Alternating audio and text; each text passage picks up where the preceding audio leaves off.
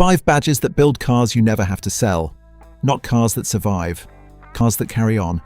Mazda, Volvo, Skoda, Honda, and Toyota, and I have seen one of those pass 500,000 miles. Here is the number that matters to you. How far the badge goes before it starts costing you real money. 200,000 miles at number 5. 500,000 at number 1. 5 down to 1. Number 5, Mazda. 200,000 miles. Buy the right Mazda for 8 grand today and you will still be driving it in 12 years. That is not a slogan, that is what walks into my workshop. The engine to have is the 2-litre Skyactiv G petrol. Chain-driven, naturally aspirated. There is no DPF on it because there is no diesel in it. Mazda did something unfashionable around 2012. Everybody else shrank the engine and bolted a turbo on. Mazda kept the engine big and took weight out of the car. Everybody laughed. Nobody is laughing now. A man brought a Mazda 6 into us in November. 2014 car, 2-litre petrol, 184,000 miles. He works for a housing association and he does the whole of the West Midlands in it. He wanted the car checked because he was finally thinking about changing it and his wife had told him it was embarrassing. I had it on the ramp for 2 hours. Here is the whole list. A rear anti-roll bar link knocking. Front pads at 30%. 1 perished dust boot. £340 and it sailed through the MOT original clutch. Original gearbox, original chain, 184,000 miles.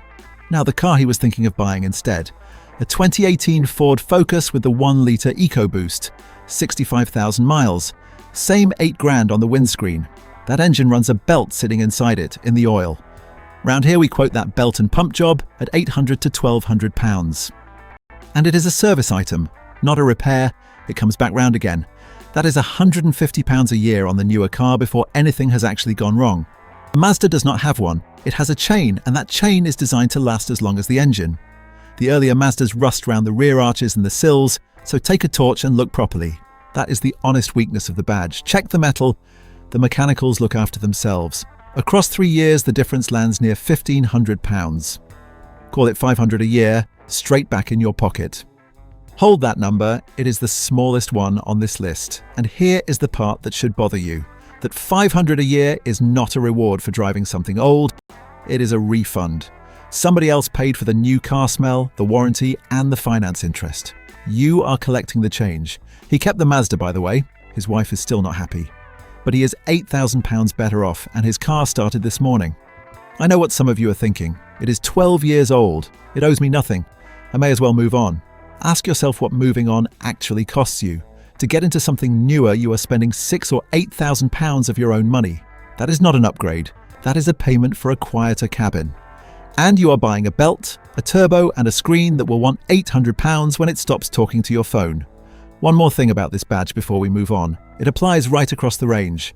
The MX-5 is the same story with 2 seats. Simple engine, chain-driven, parts everywhere, and owners who keep them for 20 years. A company does not get that by accident on one model. It gets it by deciding at board level not to chase fashion.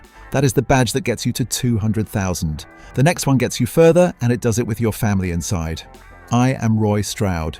45, 22 years in independent workshops in the Midlands. I have never worked for a dealership in my life. Nobody pays me to defend a design decision. Hit subscribe. This one could genuinely save somebody a lot of money on their next car. None of this is my opinion. It is MOT failure data, what car reliability figures, and what comes through the door of an independent workshop every single week. Number 4, Volvo. 250,000 miles, £7,000 buys a proper old Volvo estate, a V70 or an XC70, and people still hand these down inside families. That is the test that matters, not what a magazine said. Who inherits it? These were built when Volvo designed for Swedish winters and 200,000-mile lives.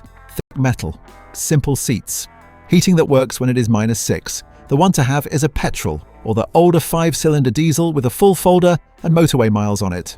Now the car people move into instead at the same 7 grand. A 2017 Volkswagen Passat with the 2-litre TDI, 80,000 miles. Same money, newer plate, DPF EGR valve, and a DSG gearbox on plenty of them. Round here we quote a DPF replacement at £900 to £1,400 fitted. A DSG mechatronic unit is 1200 to 2000. Add a dual mass flywheel and clutch, 1200 to 1600. Not all in 1 year, but across 3 years on 80,000 miles, that is the ordinary shape of it. Call it £3,000 on a car worth 7. The Volvo across those same 3 years. Servicing, brakes, tyres, and a suspension bush or two because it is old. £800 a year of difference. Same driveway, same money on the ticket. And here is the bit nobody puts in a review. Seats. Volvo spent decades getting those seats right with actual orthopedic input. Sit in one for 4 hours and then sit in a crossover for 4 hours. Your back will tell you which company was serious. The old 5-cylinder diesels drink on short journeys and they want a proper motorway run every week. That is the honest condition of the badge. Give it miles. It will give you years. Rust is the enemy, not the engine. Look at the rear arches, the sills and the brake lines underneath before you look at anything else. Get that right and the car has no natural end. It just carries on. And think about who that car actually suits because it is very specific. A long drive, a dog, a caravan, or a trailer. 12,000 miles a year and a school run that involves a farm track in February. For that life, the old Volvo estate is not a compromise. It is the correct tool, sold cheap by a country that decided it wanted a crossover instead. The XC70 version adds 4-wheel drive and more ground clearance, and second-hand, it costs almost nothing extra. That is what happens with a shape nobody is fighting over. The good spec comes free. Remember, number 1 on this list, 500,000 miles. We are getting there. There is a pattern forming here, and you can probably see it already. Not one of these badges is on this list because it is clever. They are here because they stopped changing things that already worked. A chain instead of a belt. An engine kept in production for 10 years. Parts on a shelf in every town. That is the whole recipe. It is not a secret and it is not expensive. So what is worse than a £1,400 exhaust part? Number 3. And this badge is the one Britain trusts with its own living. Number 3. Skoda. 300,000 miles. £6,000 buys a Skoda Octavia. And here is the fact that ought to settle the argument on its own. Get in a minicab tonight, almost anywhere in this country, and look at the badge on the steering wheel. It is an Octavia. It has been an Octavia for 15 years. That is not marketing, that is thousands of small business owners all over Britain betting their income on one car. A private hire driver does 40 to 60,000 miles a year. Airport runs, town work, engine never switched off. They buy Octavias because the car survives that, and because the parts are Volkswagen Group parts over the counter at family hatchback prices. A water pump, a wishbone, a coil pack. None of it is exotic, and every garage in the country has done one. That is the actual definition of a forever car. Not a car that never breaks. A car that is cheap and quick to put right when it does. Now the car people buy instead at the same £6,000. A 2017 Vauxhall Insignia with the 1.6 diesel on 80,000 miles. Bigger inside, cheaper looking, and the residuals have already collapsed. Round here we quote a DPF on that at £900 to £1,400. A turbo, fitted, is £1,000 to £1,600. The Octavia is not immune to any of that if you buy the diesel and give it a town life. So buy the petrol if your week is short journeys, and buy the diesel only if you genuinely do motorway miles. Get that one choice right, and the difference over 3 years is near £2,400. Call it $800 a year. The Octavia interior is plain and the seats are firm, so it is not a car you fall in love with. That is the honest limit of the badge. It is dull to look at. It does not stop. And there is a second thing worth real money here. Every mechanic in Britain already knows this car. Nobody has to look it up. Nobody has to phone a dealer for a procedure. You are never the first person in the workshop to see that fault. That is worth hundreds of pounds a year in labour time, and you only notice it once you own something rare. A man rang me in January about exactly this. He had £6,000 and he wanted something to do 20,000 miles a year in. He had been shown a premium hatchback with a nicer badge and he was ready to sign that afternoon. I asked him one question. Who fixes it when the warranty is gone? He had not thought about it. Almost nobody has. He bought an Octavia, 2 services since and a set of tyres. And it is worth saying the same thing applies to the Superb. Same parts, same engines, twice the space, still Nobody wants it. That is the badge doing 300,000 miles in the background of British life. Quick favour before the top two. If this has already changed what is on your shortlist, tap the like button. Costs you nothing. Number 1, by the way, is a badge I have personally seen pass 500,000 miles. Cheers. 800 a year. Hold that number because number 2 beats it. Number 2, Honda. 400,000 miles. £6,000 buys a Honda Civic with the 1.8 petrol, and that engine is one of the great survivors. Chain-driven, naturally aspirated, no DPF, no belt in the oil. Now, here is what a Honda actually does when it goes wrong because it is worth knowing. There is almost nothing to know. On the CR-V, you will feel a judder on full lock in a car park. Low speed, wheel wound all the way over, a shudder through the floor. That is the rear differential fluid on the 4-wheel drive models. It is a fluid change, 80 to 120 pounds. That is it. That is the famous fault. On the Civic, you might get a rear wheel bearing rumbling on a motorway and a knockover speed bumps from a tired front bush. 200 to 300 pounds a corner on cars that are now 15 years old. That is the whole fault list for a badge that routinely passes 200,000 miles. Now, the car people move into instead are that same £6,000. A 2018 Nissan Qashqai with the 1.3 petrol turbo on 60,000 miles. Newer, nicer screen, feels modern. That engine runs a belt inside the oil too. Round here we quote that job at 800 to 1,200 pounds when it falls due. Add a turbo at 1,000 to 1,600 if it has had a hard life on short journeys. 3 years and the gap against the Honda is near £3,000. Call it 1,000 a year. Honda petrols are thirsty in town and the interiors are hard plastic in places. That is the honest cost of it. It feels basic, it does not phone you up. And think about why that is. Honda built engines for motorbikes, for outboards, for generators, for lawn mowers. Things people leave in a shed for 4 years and expect to start on the first pull. That habit went straight into the cars. There is one more thing about this badge that costs you nothing and saves you plenty. Honda kept the same engines in production for a decade at a time. That means every parts factory in the country stocks them. A water pump, a coil pack, a wishbone. All of it is over the counter today at ordinary money. Compare that with a premium saloon. One headlight unit is £800 and it comes from a dealer or it does not come at all. That is not a small thing. That is the difference between a car being repaired and a car being scrapped. 500,000 miles. That is where we are going right now. That is not the badge that goes furthest. This is. Number 1. Toyota. 500,000 miles. I need to tell you about a car because a number on its own means nothing. A Prius came into us about 3 years ago. 2012 car. Private hire in Birmingham, then Coventry. 486,000 miles on the clock. I checked it twice because I assumed the cluster had been swapped. It had not. He had the folder and the folder went back to the first year.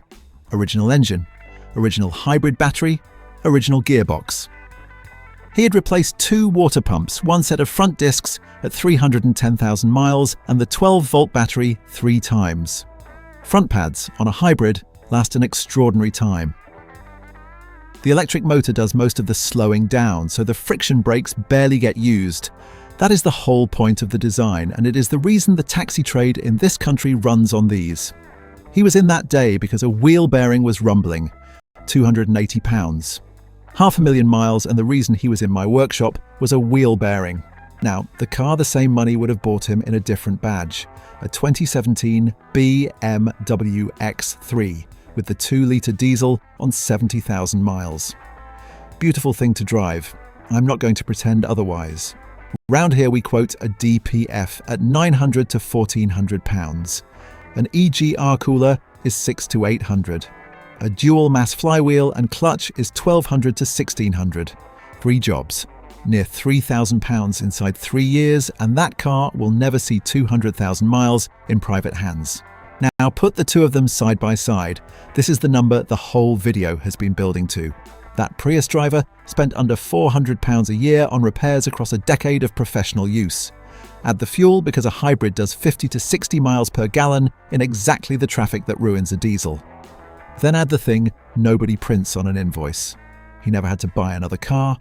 Put it together and you are near £2,000 a year, every year, against a badge people think of as the sensible premium choice.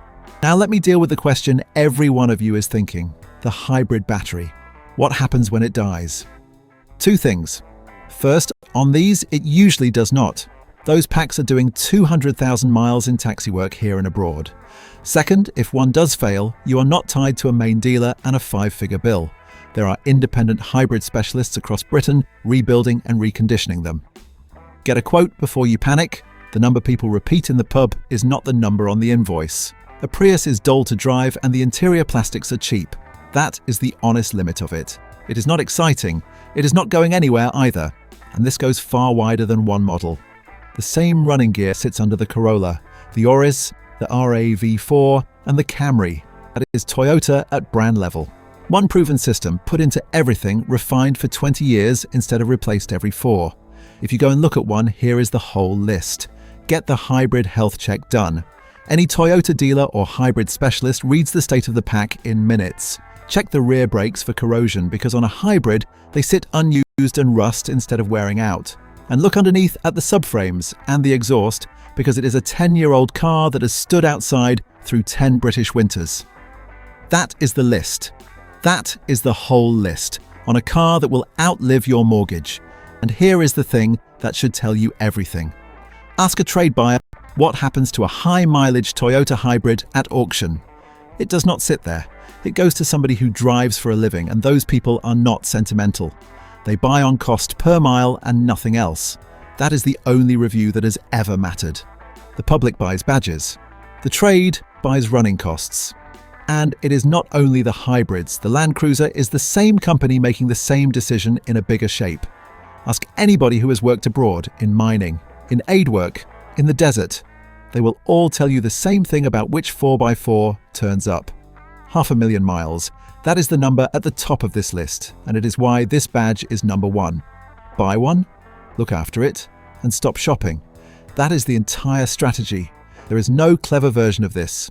Oil at the right interval, tyres before they are dangerous, and small faults fixed while they are still small.